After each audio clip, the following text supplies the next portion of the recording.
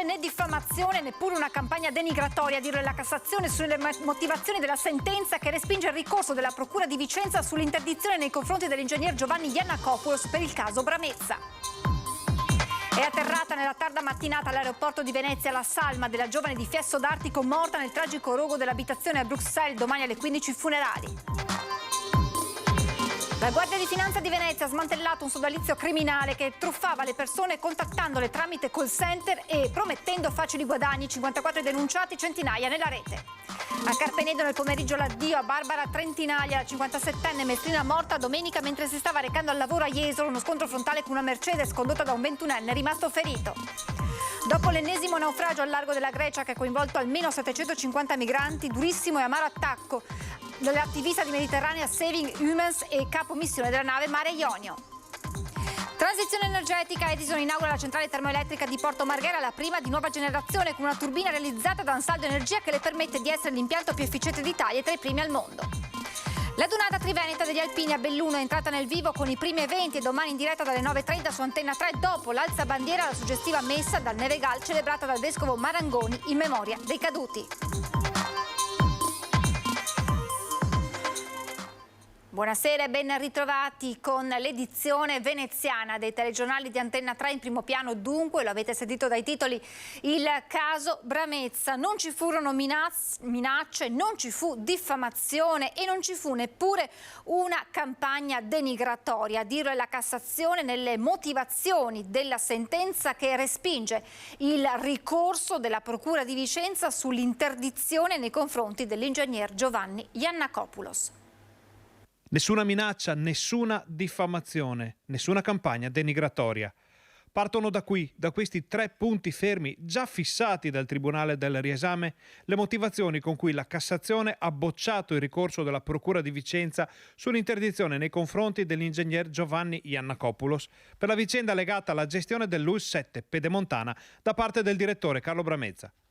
La sentenza è stata emessa il 26 di aprile, ma le motivazioni sono state rese note solo nelle scorse ore e sono molto chiare sul confermare l'assenza di minacce dirette o indirette da parte dell'ingegnere Yannakopoulos. La Cassazione ha fatto un lavoro eccellente perché per respingere il ricorso del pubblico ministero ha voluto analizzare in dettaglio tutti i messaggi che erano stati mandati in onda, tutti i servizi che erano stati diffusi e è arrivata proprio alla conclusione che non esiste in alcuno di essi un contenuto diffamatorio o che non esiste in alcuno di essi un contenuto che possa suscitare e legittimare la reazione del dottor Bramezza o di chi per lui. Viene da chiedersi invece a questo punto se non ci sia stato un attacco alla libertà di pensiero e di opinione, di critica e di espressione negli ultimi mesi. In questa vicenda si assiste proprio a un attacco alla libertà di pensiero, alla libertà di espressione e francamente mi sorprende che organi di informazione che tutti i giorni fanno del diritto alla libertà di espressione, del diritto alla libertà di pensiero un loro cavallo di battaglia, perché questo è il tema con il quale si muovono gli organi di informazione tutti i giorni, cavalchi l'onda di questa vicenda come se dietro ci fossero chissà quali interessi da perseguire e chissà quali obiettivi di screditamento della posizione dell'ingegnere Yannakopoulos e delle sue reti, operazione che davvero mi pare criticabile. La Cassazione ribadisce quindi il carattere di interesse pubblico dei servizi trasmessi da Rete Veneta e Antenna 3, proprio perché riguardano la sanità. Un tema di forte interesse sociale per l'evidente impatto, si legge nelle motivazioni, delle decisioni del direttore generale sulla gestione ospedaliera. La Suprema Corte si spinge anche oltre, parlando del diritto di critica giornalistica esercitato senza trasmodare nella denigrazione della persona del pubblico funzionario. Una sentenza destinata a fare giurisprudenza. Io credo che il Tribunale del riesame di Venezia abbia pubblicato una decisione con una motivazione che può passare alla storia per i contenuti molto chiari con i quali ha favorito l'esternazione di una assoluta libertà di stampa in maniera pulita, in maniera insuscettibile di condizionamenti. E la Cassazione, che è il baluardo che noi abbiamo nel nostro paese rispetto a tutta una serie di possibili interpretazioni, anche distorte, questo fa parte della vita del mondo processuale, in questa vicenda è stata altrettanto chiara. E così, ancora una volta, viene ribadito il corretto operato della redazione giornalistica di Rete Veneta.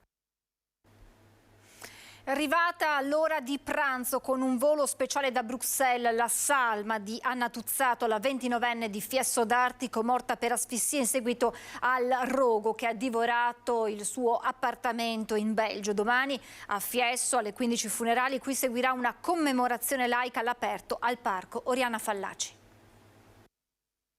Tessera, aeroporto Marco Polo, ore 12:42, l'orario di atterraggio nella zona cargo del volo speciale SN 3201 di Bruxelles Airlines che dal Belgio ha portato a casa il feretro della povera Anna Tuzzato, la 29enne di Fiesso d'Artico, morta per asfissia nella notte tra venerdì e sabato scorsi nel suo appartamento nei pressi di Bruxelles in seguito al rogo sviluppatosi per motivi di natura accidentale, così stando alle indagini svolte dalla polizia belga.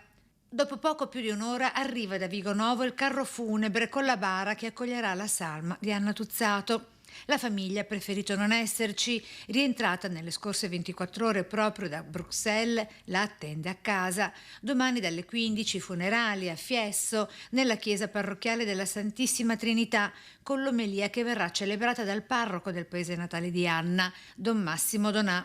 Ultimo saluto che gli amici della 29enne hanno deciso di celebrare, terminata l'omelia religiosa, con una commemorazione laica all'aperto al parco Oriana Fallaci, sempre a Fiesso, per accompagnarla tra musica e ricordi più cari nel suo ultimo viaggio, all'insegna di quella condivisione e umanità che, ultimati gli studi universitari, l'aveva spinta oltre i confini di casa per inseguire i propri sogni. La Guardia di Finanza di Venezia ha smantellato un sodalizio criminale che truffava le persone contattandole tramite call center e promettendo facili guadagni. 54 denunciati, centinaia nella rete. Troviamo professionisti, troviamo imprenditori, troviamo anche pensionati con una disponibilità di denaro importante. Non sprovveduti dunque, anzi persone di un certo livello, non nuove a investimenti finanziari. Eppure sono caduti nella rete di un sodalizio criminale ramificato soprattutto nell'Europa dell'Est, operante nel settore del mercato valutario internazionale non regolamentato, il trading online. L'indagine delle Fiamme Gialle veneziane sotto la direzione della Procura di Pordenone è partita dalla segnalazione di una signora di Pordenone. 54 le persone denunciate di nazionalità ucraina, serba, ceca, ungherese, russa e israeliana. 141, ma sarebbero di più, le vittime accertate in tutta Italia, di cui 34 residenti in varie aree del nord-est. 6 del veneziano, 7 del veronese, 2 di Vicenza, 3 di Treviso, 2 di Padova e poi 7 di Udine, 3 di Pordenone. E si tratta di una truffa sul classico schema Ponzi, nel quale all'inizio gli investimenti sono di poche centinaia di euro, a cui corrispondono anche qualche guadagno. Sulla base di questo il truffato viene invogliato a investire sempre maggiori somme, ma poi improvvisamente i titoli crollano, i broker spariscono e così spariscono anche i soldi dei truffati. I truffatori facevano leva soprattutto sull'aspetto psicologico, tanto che qualcuno, una volta compreso il raggiro, ha tentato anche di togliersi la vita. E taluno ha dovuto ricorrere anche a finanziamenti di terzi, a prestiti personali per onorare quello che il broker diceva un impegno assunto con la sua struttura. L'abile organizzazione si serviva di piattaforme online create ad hoc. I reati contestati sono di truffa aggravata, abusiva raccolta del risparmio e prestazione di servizi di pagamento, riciclaggio. Richiesto anche il sequestro preventivo finalizzato alla confisca di quasi 5 milioni e mezzo di euro frutto dei raggiri. Sarà difficile riottenere quanto perso, per questo la Guardia di Finanza lancia un messaggio. Essere molto cauti nel momento in cui arrivano queste telefonate da questi fantomatici call center, fare tutte le verifiche del caso e soprattutto non lasciarsi andare in investimenti sulla semplice promessa di lauti quanto improbabili guadagni. Chiuse le indagini su abusi e violenze agli anziani nella casa di riposo degli orrori a San Donà di Piave, decine di accuse. Concluse le indagini preliminari sugli orrori a danno degli anziani nella casa di riposo Monumento ai Caduti di San Donà di Piave. Sarebbero 29 gli anziani maltrattati, di cui 9 deceduti negli anni. Ai 5 OSS indagati principali e agli altri 4 che ora rischiano il processo, la procura contesta decine e decine di episodi di maltrattamenti, offese, umiliazioni, minacce di morte. Uno degli episodi più gravi contestati dal PM è il maltrattamento nei confronti di un'anziana, più volte finita nel mirino degli OSS violenti e morta lo scorso febbraio dopo un ricovero in ospedale per degli ematomi comparsi all'improvviso sul suo corpo e secondo il PM avrebbero velocizzato la sua morte. Un episodio che potrebbe costare una pena fino a 24 anni. Poi ci sono le accuse di violenza sessuale su 4 anziane da cui dovrà difendersi Davide Barresi, già arrestato nel 2022 quando le telecamere l'avevano ripreso. La chiesa dei Santi Gervasio e Prottasio a Carpenedo gremita al punto che la gente è rimasta assiepata sul sagrato per l'addio questo pomeriggio dalle 16 a Barbara Trentinaglia, la 57enne mestrina morta all'alba mentre si stava recando al lavoro a Jesolo domenica scorsa nello scontro frontale con una Mercedes condotta da un 21enne rimasto ferito. L'incidente mortale in via Trezze a Quarto d'Altino lungo la Jesolana. Barbara lascia il marito Riccardo impiegato a Ca' Foscari, le 2 figlie Sara ed Elisa e la mamma Maria che da tempo viveva con lei e naturalmente tutto il resto della famiglia. Dopo l'ennesimo naufragio al largo della Grecia che ha coinvolto almeno 750 migranti, durissimo e amaro attacco del veneziano Beppe Caccia, attivista di Mediterranea Saving Humans e capo missione della nave Mare Ionio. A poco più di 4 mesi dalla tragedia di Cutro, quando avevamo sentito tante volte dire dai politici mai più, siamo di nuovo a piangere, siamo di nuovo in lutto per un altro disastro nel Mar Mediterraneo, nel nostro mare. L'ennesima tragedia che si è consumata nel cuore del mare Mediterraneo con il naufragio di circa 750 migranti, secondo il veneziano Beppe Caccia, capo missione della nave Mare Ionio e attivista dell'ONG Mediterranea Saving Humans, poteva essere evitata. Per ore non c'è stato quello che doveva essere un intervento di soccorso. Sembra di capire che forse lo naufragio è stato creato, prodotto, determinato da una manovra azzardata di rimorchio da parte di una motovedetta militare greca. Caccia chiama in causa anche le politiche europee. Piangiamo ancora una volta donne, uomini, bambini, pare che ce ne fossero davvero tanti nella stiva di questo peschereccio, che sono vittime dell'assurdo regime delle frontiere europee, che sono vittime della chiusura dei confini, che sono vittime dell'impossibilità di entrare in Europa attraverso canali legali e sicuri che continuiamo a chiedere a gran voce perché questa strage infinita abbia a un certo punto fine. Inaugurata la centrale termoelettrica di Porto Marghera, la prima di nuova generazione con una turbina realizzata da Ansaldo Energia che permette di essere l'impianto più efficiente d'Italia e tra i primi al mondo. Un restyling di oltre 400 milioni di euro con i cantieri durati 4 anni che hanno impiegato fino a 1.000 operai e 250 imprese fornitrici per la centrale termoelettrica di Porto Marghera costruita più di 50 anni fa. Il nuovo impianto può soddisfare il fabbisogno annuale equivalente di circa 2 milioni di famiglie. Al taglio del nastro in mattinata presente anche il ministro Urso ha spiegato come Marghera rappresenti per Venezia e l'intera regione, in particolare per tutta Italia, un polo strategico che anche grazie all'inaugurazione di stamane può attrarre nuovi investimenti. Come sa, questo nasce da una proposta di legge che ho presentato in Parlamento all'inizio della scorsa legislatura proprio per realizzare anche qui una zona logistica speciale che abbia le stesse funzioni delle zone economiche speciali che è possibile realizzare invece nel nostro Mezzogiorno. E quindi il mio impegno sin dall'inizio è a sbloccare questo dossier su cui ho investito la mia credibilità da parlamentare essendo stato il promotore. L'impianto è a gas ma pronto per l'idrogeno. Intanto la centrale ecologica è la più performante che c'è, una delle prime al mondo penso, ed è assolutamente sostenibile, cioè la ricaduta che ha nell'aria addirittura è quasi nulla, è molto bassa. Centrale che garantisce, secondo i dati forniti da Edison, società d'appartenenza, una riduzione delle emissioni di ossidi d'azoto fino al 70% e di quelle di anidride carbonica fino al 30% rispetto alla media dell'attuale parco termoelettrico italiano. È la centrale dei record perché è la prima in Italia con questa efficienza e con questa potenza, è una delle prime in Europa del mondo, quindi 63% di efficienza. Ci fermiamo per la pubblicità, tra poco.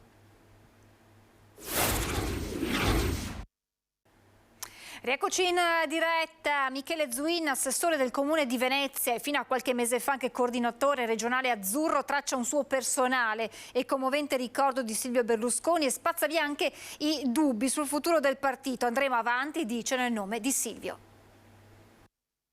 È sempre stato al suo fianco e lo ha sempre seguito dal 1994, giorno della discesa in politica di Silvio Berlusconi, che è diventato anche quello dell'appartenenza a Forza Italia di Michele Zuin. Oggi l'assessore al bilancio e alle partecipate ricorda con commozione l'ex premier scomparso. Il ricordo più bello è stato quando io sono entrato in Parlamento nel 2005. Entravo tra l'altro durante il voto di fiducia. Lo raggiunsi al tavolo appunto dei ministri. Lui stava ascoltando le repliche dell'opposizione e mi disse: benvenuto in Parlamento, mi raccomando che c'è molto da fare. E anche recentemente, quando in diversi ambienti della politica veneziana alcuni pensavano potesse cambiare partito, visto la sua vicinanza con il sindaco Brugnaro, Zuin è invece sempre rimasto fedele agli azzurri. Penso che sia stato un uomo eccezionale, un uomo che ha dato tanto all'Italia.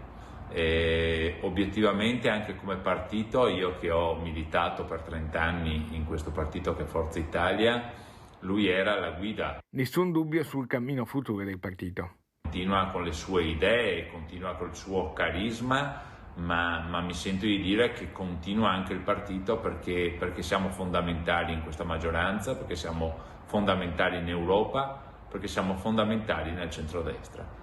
Veramente un grande saluto al mio presidente, come dico io, sempre per sempre il mio presidente.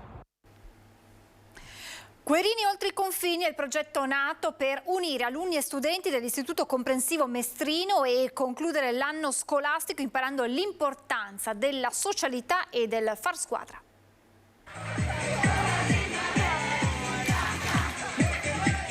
Un istituto comprensivo lo deve essere a tutti gli effetti. Da questo concetto un docente di scienze motorie dell'Istituto Comprensivo Querini di Mestre, Gianluca Schiavon, ha dato il via al progetto #Querini oltre i confini. Un evento mai realizzato prima, il cui obiettivo è coinvolgere gli studenti dell'istituto dai 3 ai 13 anni, le famiglie e la comunità educativa. Una settimana di festa, l'ultima di scuola, con eventi di ogni tipo, dai balli di gruppo ai giochi, ogni giorno dedicati a una categoria, dai più piccini ai più grandi, con lo scopo di unirli oltre ogni confine, appunto, per far capire l'importanza della socialità, dell'inclusività, della partecipazione, del fare squadra. 1, 2, 3... Il progetto si è concluso con i ragazzi delle terze medie che l'ultima sera hanno dormito a scuola per salutarla simbolicamente e concludere in maniera diversa la fine di un percorso importante per la loro vita.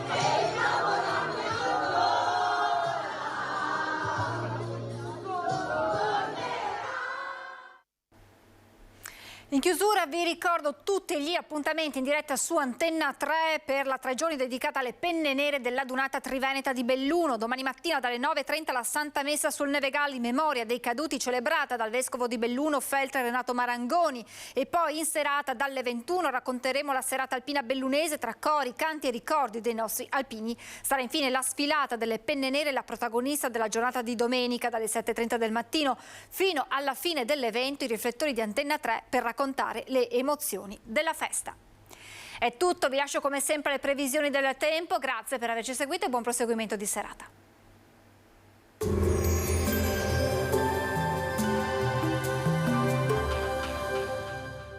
Cooperativa Agricola Volpago offre carne d'eccellenza. Ci trovi a Volpago del Montello, Pieve del Grappa, Tre Baseleghe e presso lo spaccio del contadino a Dolo e Massanzago. Bentrovati al Meteo. Weekend con sole e caldo estivo sul nostro territorio. L'alta pressione si consolida sempre di più. Il dettaglio di sabato 17 giugno. Sul Veneto sarà una splendida giornata caratterizzata da un ampio soleggiamento, come ci mostra la grafica. Il cielo sarà limpido o al massimo velato, specie in corrispondenza dei rilievi. Temperature in locale lieve aumento, minime tra 14 e 18 gradi, massime tra i 25 e i 29 gradi all'incirca. Ci spostiamo ora sul Friuli Venezia Giulia. Anche in questo caso tanto sole ovunque, cielo sgombro da nubi, non del tutto esclusi nel pomeriggio degli isolati piovaschi sui monti. Temperature minime sui 13-18 gradi, massime intorno ai 26-28 gradi. Infine diamo uno sguardo alla situazione del Trentino Alto Adige. Anche qui sarà molto soleggiato, con qualche breve fenomeno sui settori di confine. Temperature minime intorno ai 13 gradi, massime sui 28-29 gradi all'incirca. Dal meteo per ora è tutto, vi auguro un buon proseguimento in nostra compagnia.